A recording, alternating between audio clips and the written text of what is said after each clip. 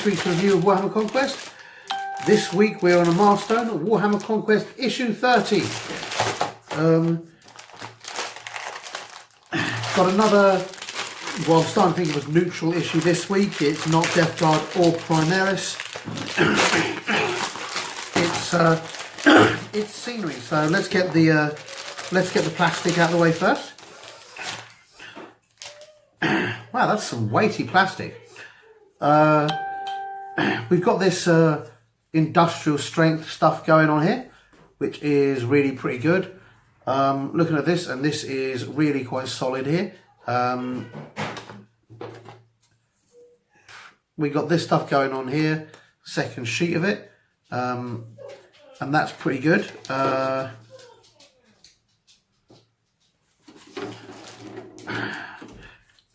It's really got some weight to it, actually. I mean, I'm looking at this and it's really quite thick and quite chunky. Even the thin bits, if you can kind of see in there, we're talking about 4 or 5 mil thick. So this is much more solid than the other stuff. We can see here that this bit here and this bit here probably slot into each other. And then we've got this bit here, which seems to correspond to this bit here. So we're going to have some really solid, well-built scenery here. And we've got this hatch, which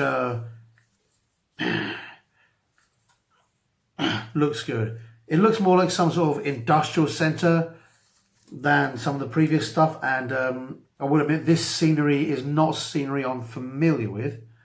Yeah, that bit goes there. I wonder if there's a second floor. Does that slot it anywhere? We've got this little weird sort of I-beam section here, which almost looks like it's meant to slot into something, but I can't see anything that it slots into. It's possible that this scenery is from another set that I'm unfamiliar with. Most of the stuff they've done so far is reprints, so I say it's possible. It's more than likely.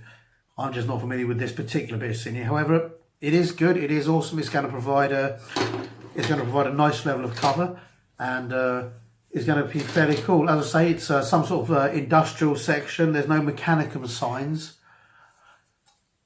so and it's not covered in purity seals, so it's not tech priest of Mars thing. But even so, that's a nice cool piece of scenery, right?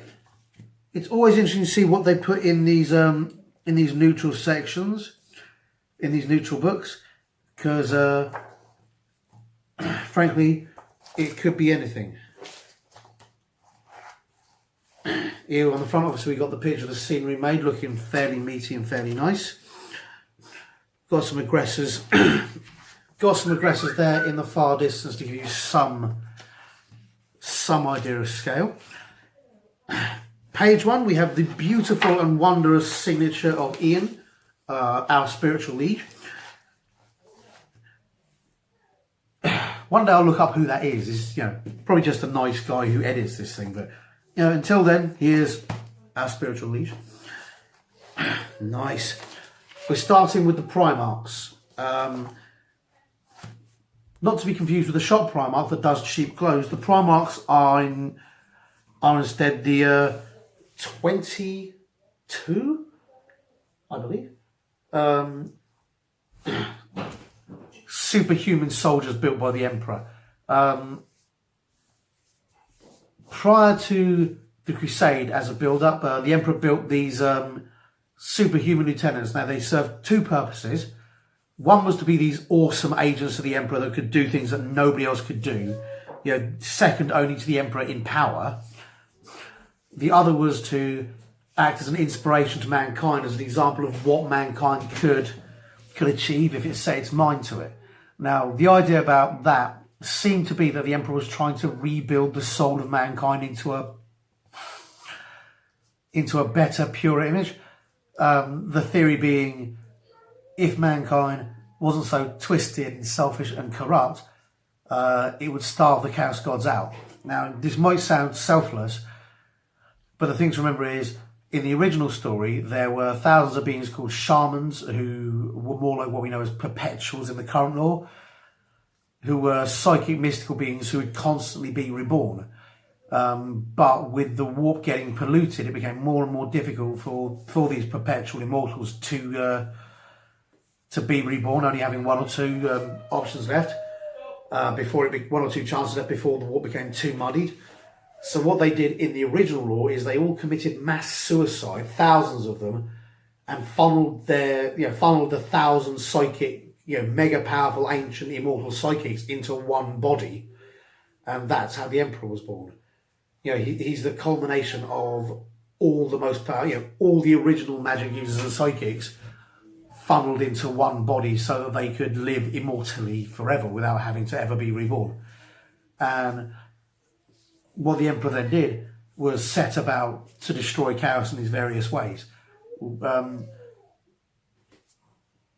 know a lot of this has been retconned, and we found that the Emperor got a lot of his power from the Chaos Gods, but a lot of it's still in place, and we know that the Emperor was an incredibly powerful creature before the Chaos Gods got near him, and may well have been immortal as well before the Chaos Gods got near him. Oops, sorry. What he did with the Chaos Gods was just, crank it up to 11, allegedly.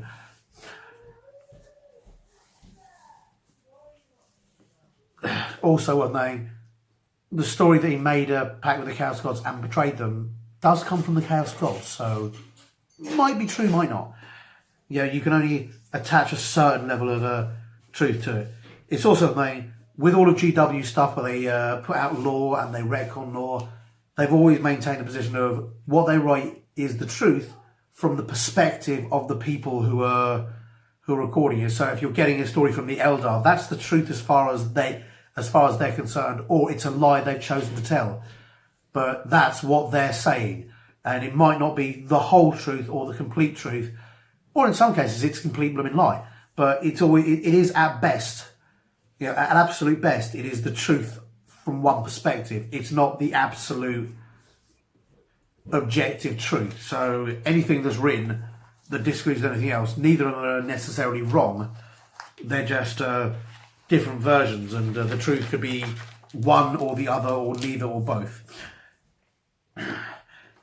It's going through, it's got some more explaining about who the Primarchs are, then it's going through some of the Primarchs there. We've got Lionel Johnson fighting Nighthaunt. So Nighthaunt, Horus Lupercal, Jules Lehman Russ, that's the two wolves.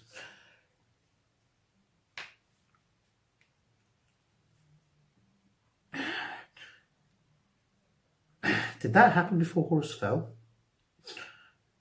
It's hard to tell. It's got the all-seeing eye of Horus and he's all in red, but then again, he spent a lot of time in red anyway. Then you've got Fulgrim battling Ferrus Manus on the end there. And we all know how that one ended. It's running through the stories of the Primarchs and what happened. It's giving you, here you've got a nice map of the chapter planets, which is pretty cool. And, oh, why would you do that, guys? They've made a rookie mistake here. Not the end of the world. Instead of making the map so it's a 2-page pull-out so you can see the lot, here's one part, and on the other side of the page, here's the other part, so you can't ever look at them at the same time. That's a bit sucky. These ones are, by the looks of it, the new chapter planets, because you've got the Great Moor and the Cisatrix Maledictum, which is the Great Rend in Space, which is the new one. So this is an up-to-date map rather than a map of the original homeworlds of the Primarchs. It goes through there, going through homeworlds of various chapters, Nova Marines, Blood Angels, the Invaders, the Silver Templars, all Loyalist chapters there. Another page on Demons of Nurgles, this time going through the Heralds. Heralds are basically chosen demons that the Chaos Powers like. They don't have to be their greater demons or their lesser demons. They're just, you announce my presence on the battlefield. You basically go around saying, look, it's Zench, she's come to kick ass, or it's Nurgle, or,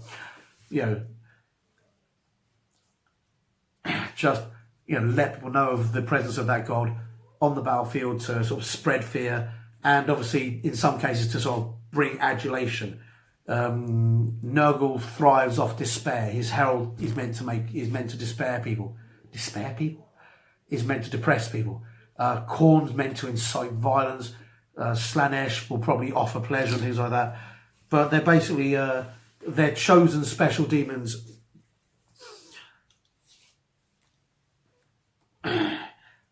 of that particular chaos power. They're not necessarily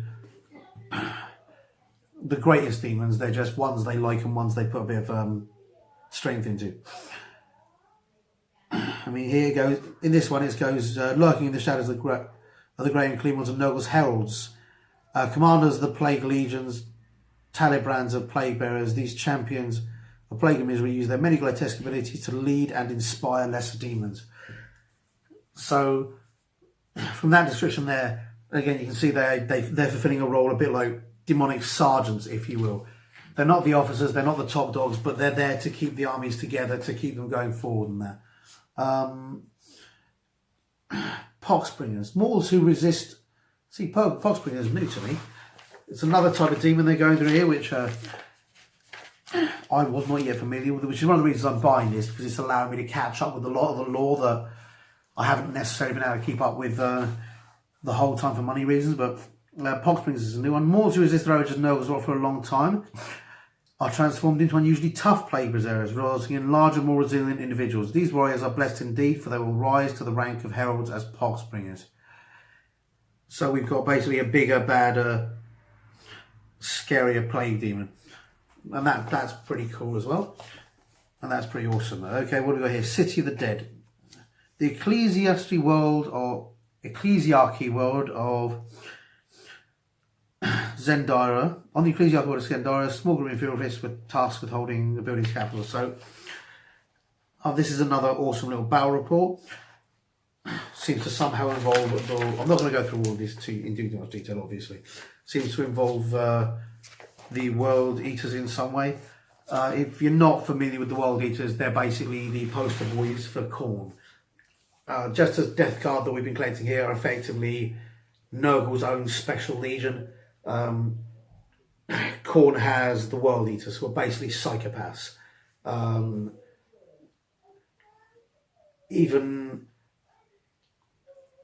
Even without the influence of Khorne, their leader was a lunatic. Sorry, earrings there.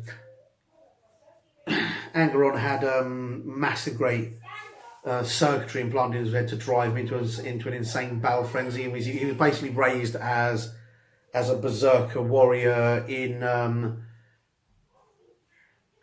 a world of wealth and opulence, where they had where all the poor were basically forced to fight in gladiatorial battles. He was basically Spartacus on steroids and on crack and on several other really unpleasant drugs and circuitry, but actually that would mess your head up. When the emperor finally rescued him as he was making his last stand, he wasn't grateful. He hated the emperor for it because he left behind other people to die. Angeron's always felt a lot of internalized rage and betrayal over that, but the emperor couldn't afford to throw a Primarch away, so it was kind of a catch-22 situation. If he saves him, Angeron was always going to hate him. If he doesn't save him, he loses a Primarch. One thing Angeron did was then have all his World Eaters implanted with the same surgery called the same psychosurgery and circuitry, a bunch of devices called the Butcher's Nails, which drove them to be insane, bloodthirsty warriors, and that was before they even knew Khorne existed. So the moment they turned to chaos, it wasn't even a choice for Angeron to go to Khorne. It was just like, it was more like going home. Angeron just got it's like, you're mine, yoinked by Khorne. This here is Khan the Betrayer, who was known as the most level-headed, reasonable and peaceful-minded of the World Bearers. He was the one that managed to talk Angeron down by refusing to fight back and maintaining an absolute peaceful, non-threatening stance when Angeron had killed every other ranking officer of the World Bearers. Basically, when the Emperor arrested him, he got stuck in a cargo hold, and the World Bearers went, "We are your Marines, kill." The next one went in, "We are your Marines, kill." And each one had tried to sort of defend himself and fight long enough to explain. Whereas Khan just stood there and let himself get hit and refused to raise a hand. And Angron was a psycho, but he had a certain sense of honour, and he wasn't going to kill a man who wouldn't defend himself. At which point, he was introduced to the World Bearers, and Khan managed to sort of bring him round a bit. But in the sort of converse, Angron brought Khan round to being a complete psychopath. After the end of the heresy, when Angron returned to the warp to take command of his demon world, the World Bearers spent a lot of time running out and fighting battles and doing raids and things like that, until one night they were on basically a death world that was freezing cold, and instead of fighting all the World Bearers, retreated to their bases and their sort of, their little huts and things to keep warm and survive and ride out the night because they would freeze to death. Khan got so pissed off with them not fighting, even though they probably freeze to death, that he just killed as many of them. He just turned on them. He just went around and killed as many of them, going from hut to hut, bunker to bunker, slaughtering every world eater who wouldn't go out and fight. And being as world eaters were then fighting world eaters, some being berserkers of Khorne started following him, others started going against him, others started fighting each other. And the whole legion of world eaters just broke apart into infighting and then just scattered to the wind. So it's never really been... you get world eater war bands, and you get groups of world eaters who attach themselves to other warlords. But the World Eater Legion has never been drawn together since, and it'll probably be only Angron that could pull his legion together and say, right, you're all fucking doing as you're told, we're going to go and kill some people over there. Which might be something to look forward to. So, yeah. Sorry, 5 minute aside from one good picture. We've got how to build Riser Ruins. Not going to be much of a build there, but we've got this bit here. The important clip of safety, wouldn't want to lose an arm or a leg. And it basically just shows you, gets them there and shows you how they slot together, and that's pretty cool. They look fairly simple, and they also look really, really rugged. I think these are really good quality, but just by the weight of them. I mean, you can't feel it from a home, obviously, but that is a big chunk of plastic. That's heavier than the Rhino was. As such, I'm looking forward to building them. I'm looking forward to painting. I may do a video just to show you guys some painting techniques on those. But I really reckon those are going to be some of the best things we've had so far. I really reckon they're going to last. I mean, just look at how fucking thick that is. That's just solid compared to some of the old stuff. Anyway. Enough fan wank. Here's a better picture here. You can see some Reavers there, which right next to us. So that gives you a good idea of size there. It's running through its basic how to paint, which is nice and simple. They're recommending you paint them black and then dry brush them up with Mechanicus and Leadbelcher. Oh no, just with Mechanicus Grey.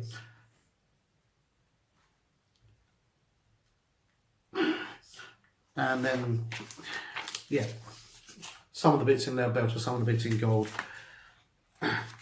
Dark, but really cool. I mean, personally, I might consider going for something brighter, just so it stands out a bit on your battlefield, but I suppose it depends how your battlefield's painted. We're on to the first mission, which is Ruins. Obviously, we're looking to include that where we've got to hit the new ruins we've got there and some of the other stuff, as well as including some of the areas on the map that we've got. So that's pretty cool. Also, it's got area cover, how to count cover for units and buildings, and moving through rough terrain. So there's two new rules that are, or two reiterations of rules at least, that are going to help build up the game. It's running through cover in ruins and how that works, which is nice. And it's got marking victories here. So we've got loads of cool bits and pieces.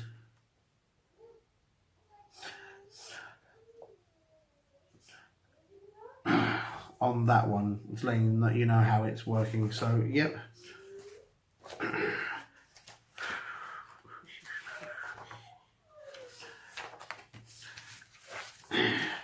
Yeah, some advice on how to mark victories, on how to score stuff, and how to do some bits and pieces on this campaign, which is really, really cool.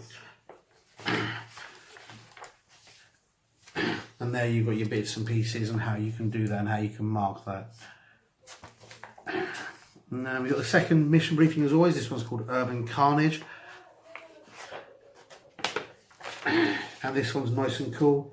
Basic deployment, basic armies, and just some, well, not basic, but some, yeah, no, basic deployment, reasonably balanced armies and some good fun to be had there.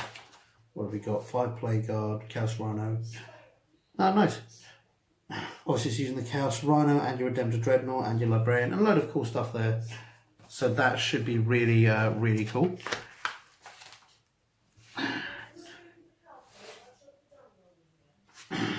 Right, here we have one of the funnest bits. What's arriving next week? So next week we've got a medium layer brush, Death Guard Green and Celestial Grey. You may think we've already got a grey, but trust me, you can never have enough. You never have enough greys. You don't really think of them as a colour that's actually that important. But when it comes to mixing, a lot of the time you really, it can be a lot better to have greys rather than whites, with whites just being a little too harsh and a little too I'm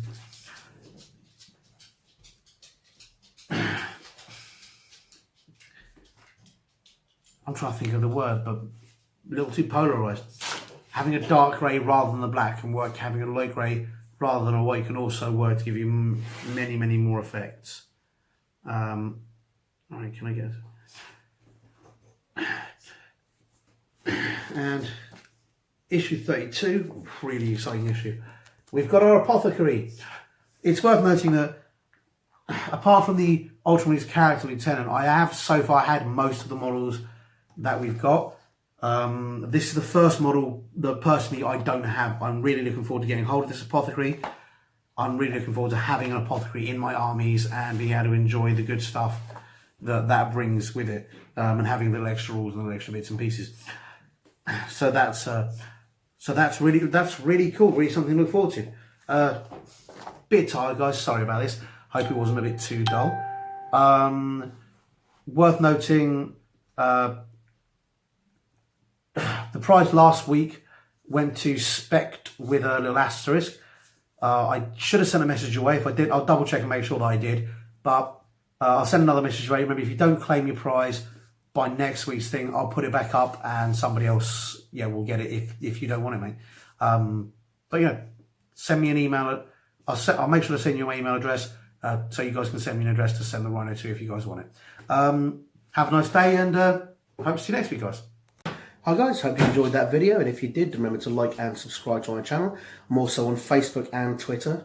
Not sure why, but I am. So if you like it, see me there, and please tell your friends. Thanks very much. Bye.